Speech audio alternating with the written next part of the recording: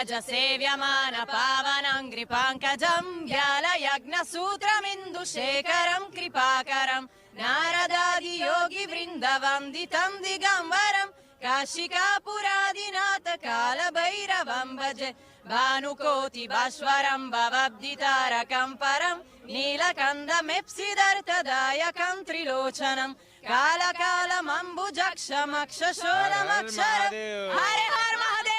नमस्कार, जन्मगंजी लाइव से सरोज सिन्हा। आइए आज हम बात करते हैं महाकुंभ की और जानते हैं इसका महत्व और इतिहास। प्रयागराज में महाकुंभ मेला शुरू हो गया है, जिसमें पौष पूर्णिमा और मकर संक्रांति के नहान से लेकर अब तक 6 करोड़ से ज़्यादा लोगों ने स्नान कर लिया है, जबकि अभी 1 महीने से ज़्यादा समय तक में कई महत्वपूर्ण शाही स्नान अभी बाकी हैं। इस बार 40 करोड़ लोगों के महाकुंभ में स्नान करने का अनुमान लगाया जा रहा है। वैसे हर महाकुंभ में करोड़ों लोग स्नान के लिए पहुंचते हैं। प्रयागराज में लगने वाले महाकुंभ की बात करें तो 2013 में महाकुंभ में 12 करोड़ लोगों ने भाग लिया था। कुंभ का शाब्दिक अर्थ घड़ा सुराही बर्तन है। यह वैदिक ग्रंथों में पाया जाता है। इसका अर्थ अक्सर पानी के विषय में या पौराणिक कथाओं में अमरता अमृत के बारे में बताया जाता है। मेला शब्द का अर्थ है किसी एक स्थान पर मिलना, एक साथ चलना, सभा में या फिर विशेष रूप से सामुदायिक उत्सव में उपस्थित होना। यह शब्द ऋग्वेद और अन्य प्राचीन हिंदू ग्रंथों में भी पाया जाता है। इस प्रकार कुंभ मेले का अर्थ है अमृत का मेला। ज्योतिषी गणनाओं के अनुसार यह मेला पौष पूर्णिमा के दिन आरंभ होता है और मकर संक्रांति इसका विशेष ज्योतिष पर्व होता है, जब सूर्य और चंद्रमा वृश्चिक राशि में और बृहस्पति मेष राशि में प्रवेश करते हैं। मकर संक्रांति के होने वाले इस योग को कुंभ स्नान योग कहते हैं। ज्योतिषियों के अनुसार कुंभ का असाधारण महत्व बृहस्पति के कुंभ राशि में प्रवेश तथा सूर्य के मेष राशि में प्रवेश के साथ जुड़ा है। ग्रहों की स्थिति हरिद्वार से बहती गंगा के किनारे पर स्थित हर की पौड़ी स्थान पर गंगा नदी के जल को औषधीकृत करती है तथा उन दिनों यह अमृतमय हो जाती है।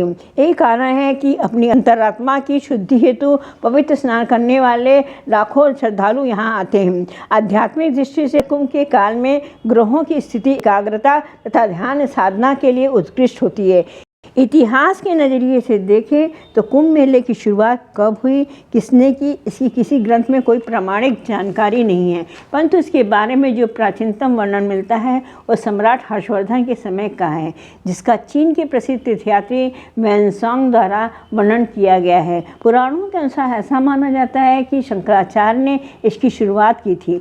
कुछ ग्रंथों में उल्लेख है कि सतयुग से ही इस मेले का आयोजन किया जा रहा है। हालांकि किसी भी पुराण में विस्तार से इसके बारे में कुछ नहीं बताया गया है कि कब और कहाँ हुआ है, यह अस्पष्ट है। कुछ ग्रंथों में बताया गया है कि कुंभ मेला का आयोजन 850 साल से भी ज़्यादा पुराना है।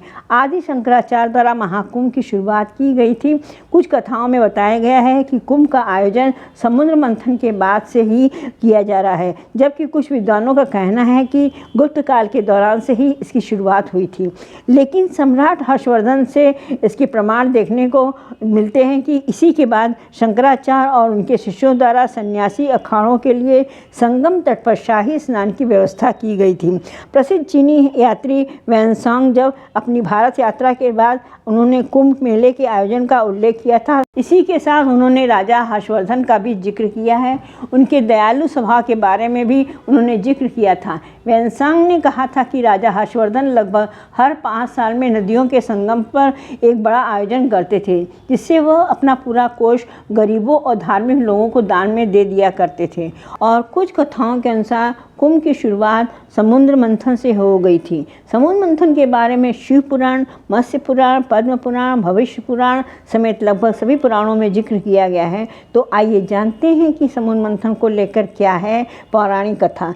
सबसे ज़्यादा प्रचलित और मान्य कथा के अनुसार देव दानवों द्वारा समुद्र मंथन से प्राप्त अमृत कुंभ से अमृत बूंदें गिरने को लेकर है। इस कथा के अनुसार महर्षि दुर्वासा के शाप के कारण जब इंद्र और अन्य देवता कमजोर हो गए तो दैत्यों ने देवताओं पर आक्रमण कर उन्हें परास्त कर दिया। तब सब देवता मिलकर भगवान विष्णु के पास गए और उन्हें सारा वृत्तांत सुनाया। तब भगवान विष्णु ने उन्हें दैत्यों के साथ मिलकर क्षीर सागर का मंथन करके अमृत निकालने की सलाह दी। भगवान विष्णु के ऐसा कहने पर संपूर्ण देवता दैत्यों के साथ संधि करके अमृत निकालने के यत्न में लग गए। अमृत कुंभ के निकलते ही देवताओं के इशारे से इंद्रपुत्र जयंत अमृत कलश को लेकर आकाश में उड़ गए। उसके बाद दैत्य गुरु शुक्राचार्य के आदेशानुसार दैत्यों ने अमृत को वापस लेने के लिए जयंत का पीछा किया और घोर परिश्रम के बाद उन्होंने बीच रास्ते में ही जयंत को पकड़ा। तत्पश्चात अमृत कलश पर अधिकार जमाने के लिए देव दानवों में 12 दिन तक अविराम युद्ध होता रहा। इस युद्ध के दौरान पृथ्वी के 4 स्थानों प्रयाग, हरिद्वार, उज्जैन, नासिक पर कलश से अमृत बूंदें गिरी थी। उन्हीं 4 स्थानों पर महाकुंभ का आयोजन किया जाता है। कथा के अनुसार कलह शांत करने के लिए भगवान विष्णु ने मोहिनी रूप धारण कर यथाधिकार सबको अमृत बांटकर पिला दिया। इस प्रकार देव दानव युद्ध का अंत किया गया। अमृत प्राप्ति के लिए देव दानवों में परस्पर 12 दिन तक निरंतर युद्ध हुआ था। कहा जाता है कि देवताओं के 12 दिन मनुष्यों के 12 वर्ष के तुल्य होते हैं। अतएव कुंभ भी 12 होते हैं, जिनमें से 4 कुंभ पृथ्वी पर होते हैं और शेष 8 कुंभ देवलोक में होते हैं, जिन्हें देवगण ही प्राप्त कर सकते हैं। पृथ्वी पर कहा जाता है कि जिस वर्ष जिस राशि पर सूर्य, चंद्रमा और बृहस्पति का संयोग होता है, उसी वर्ष उसी राशि के योग में जहाँ जहाँ अमृत बूंद गिरी थी वहाँ वहाँ कुंभ पर्व होता है। किस स्थान पर कुंभ मेले का आयोजन किया जाएगा, यह राशियों पर निर्भर करता है। कुंभ मेले में सूर्य और बृहस्पति का खास योगदान माना जाता है। जब सूर्य एवं बृहस्पति एक राशि से दूसरी राशि में प्रवेश करते हैं तभी कुंभ मेले को मनाया जाता है और इसी आधार पर स्थान और तिथि निर्धारित की जाती है। जब बृहस्पति वृषभ राशि में प्रवेश करते हैं और सूर्य मकर राशि में, तब कुंभ मेले का आयोजन प्रयागराज में किया जाता है। जब सूर्य मेष राशि और बृहस्पति कुंभ राशि में प्रवेश करते हैं तब कुंभ मेले का आयोजन हरिद्वार में किया जाता है।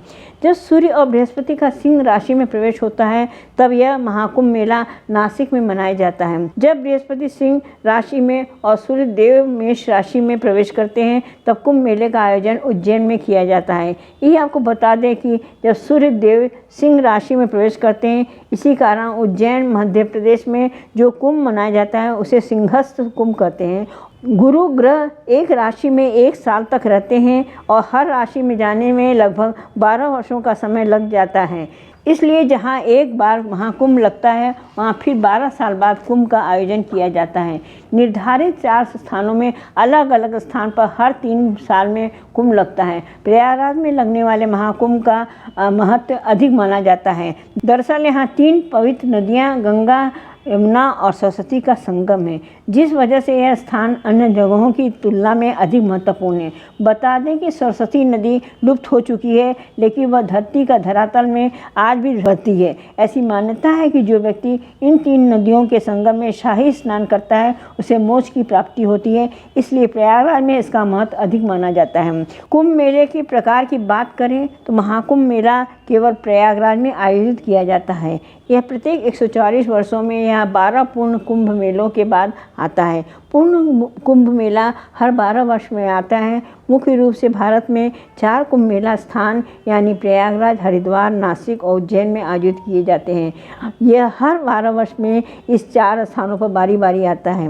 अर्ध कुंभ मेला यानी आधा कुंभ मेला भारत में हर 6 साल बाद में केवल 2 स्थानों पर होता है, यानी हरिद्वार एवं प्रयागराज में ही आयोजित होता है। मान्यता है कि महाकुंभ में स्नान करने से व्यक्ति के सभी पाप धुल जाते हैं। मान्यता से अलग यदि कुंभ मेले की बात करें तो कुंभ मेला आध्यात्मिक ज्ञान, सांस्कृतिक आदान प्रदान और सामाजिक समरसता का भी प्रतीक माना जाता है। लोग आध्यात्मिक ज्ञान और मानसिक शांति के लिए भी कुंभ मेला में आते हैं।